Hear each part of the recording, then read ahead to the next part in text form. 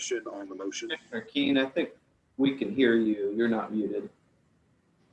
Can you hear me? Yes, We can. Yeah, You want me- somebody's got the legislature on. I don't know who does.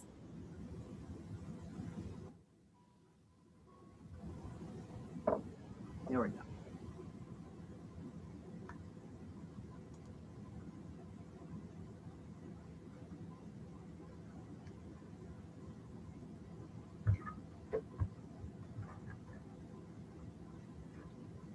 All right, all the streaming looks good. I'm going to go ahead and take down the slide. We're probably about 30 seconds out.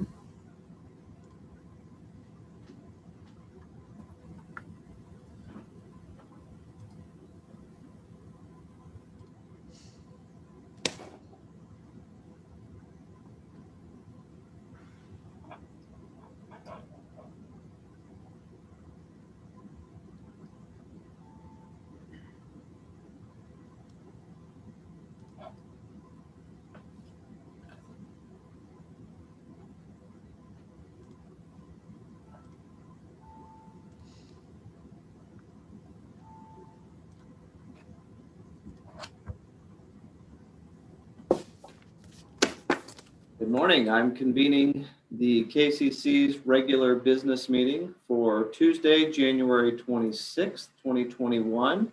I'm joined by my colleagues, Susan Duffy and Dwight Keen, and we'll turn to our agenda. And the first item on our agenda today is our consent agenda.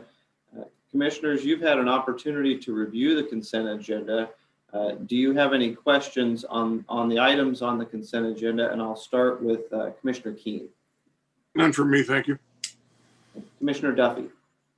I do not, and I move approval of the consent agenda. Second.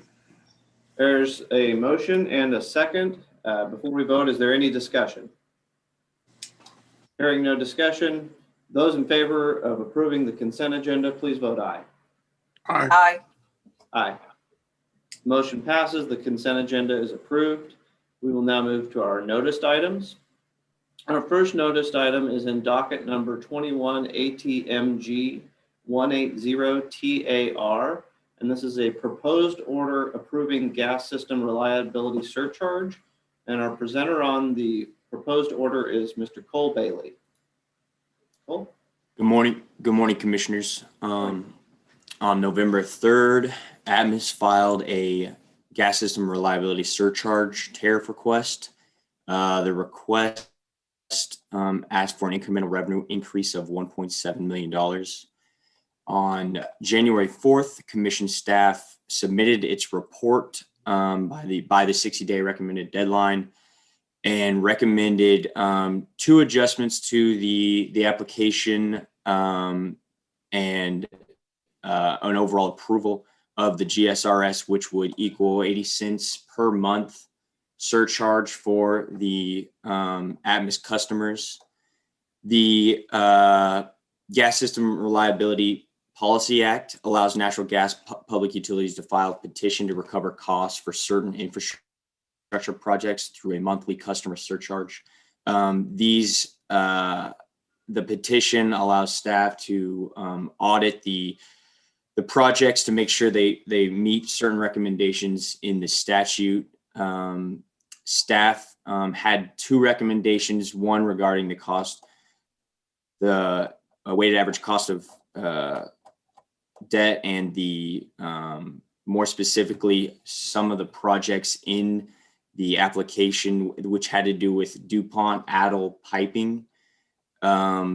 Staff noted that Atmos could not identify the actual age of the piping, but staff understands that the replacement is actually an improvement and optimization of the piping. However, it did not meet the standards in the statute to be recovered. Staff disallowed, I believe, close to 60% of the replacement, but wants to work with Atmos in the future to see if we can better identify the age of the ADL piping and possibly put those into new projects and GSRS applications in the future. with staff's recommendation, they the new excuse me, the new GSRS revenue requirement would be $1.6 million and will increase customer bills by 80 cents monthly, and that would be $9.60 annually. Staff recommends approval of the GSRS application, and I will stand for questions. Thank you, Cole, for that explanation. Do the commissioners have any questions of Mr. Bailey? I'll start with Commissioner Keen again. None for me, thank you. Commissioner Duffy. No questions, just a comment. Again, the replacement program of Atmos is so integral to the safety of its customers.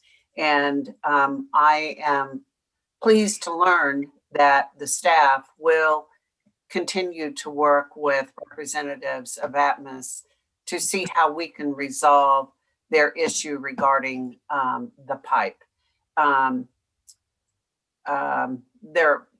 The devil's in the details, and I'm sure they'll be able to successfully resolve that. But again, these projects are important and they're ongoing, and we need to move with all due haste. So with that, I will make a motion to approve the docket. Second. We have a motion and a second. Is there any further discussion on the motion before we vote? Hearing no discussion, those in favor of approving the order in this proposed order in this docket, please vote aye. Aye. Aye. Aye. The motion passes. The order is approved. We will now move to our second noticed item. This is in docket number 21 EKCE 240 TAR, and it is a proposed order approving property tax surcharge rider. And again, our presenter will be Mr. Cole Bailey. Thank you. Back December 30, 2020, Evergy Kansas Central and Evergy Kansas South, both doing business under the name Evergy Central, filed its 2021 ad valorem tax surcharge request with the commission. Evergy requested a surcharge of $23 million, and which is an increase of about $5 million from last year's rider, which was $18 million. The proposed surcharge would be in effect during the period of February 2021 through January 2022. Staff reviewed Evergy Central's 2020 ad valorem tax statements in support of the ad valorem tax estimate claimed in the application. Evergy Central's 2020 ad valorem tax statements match those of its application. The $23 million total translates to 24 cents per month for the average customer, or $2.88 annually, based on an average monthly use of 900 kilowatt hours per residential customer. And the staff recommends approval of the application, and I will stand for questions. Thank you, Cole. Do my fellow commissioners have any questions on this proposed order? And again, I'll turn to Commissioner Keen first. None for me, thank you. Commissioner Duffy. Just a comment, please. While these are small incremental amounts that we're approving today, I do feel, and they go into effect almost immediately. And there are several of these that we take up throughout the year for the different companies that we regulate. I do believe it is important for us to notice these dockets, as there is a financial impact to the resident, to the ratepayer. And even though it is small, compounded over time, it does have an effect. And I think it just reminds us that besides that pure cost of the service, there are other things that factor in to the development of a bill. And just to make sure that we are very open and transparent about these additional charges. That's all. And with that, I move approval. Second. A motion and a second. Is there any further discussion on the motion before we take a vote?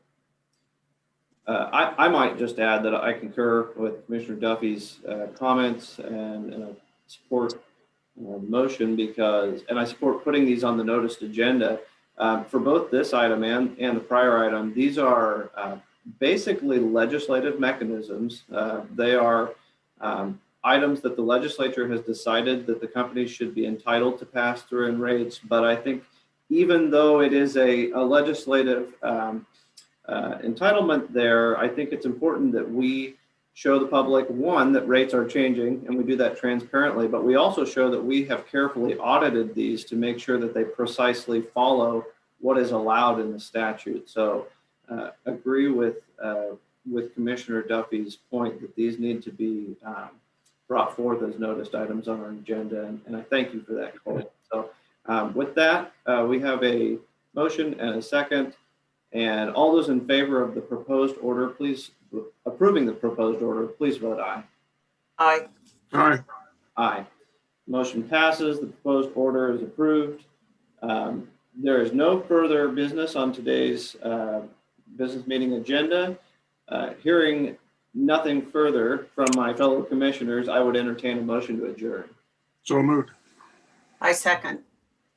Those in favor of adjourning, please vote aye. Aye. Meeting's adjourned. Thank you. Thank you. See ya. Drive safe. Be warm.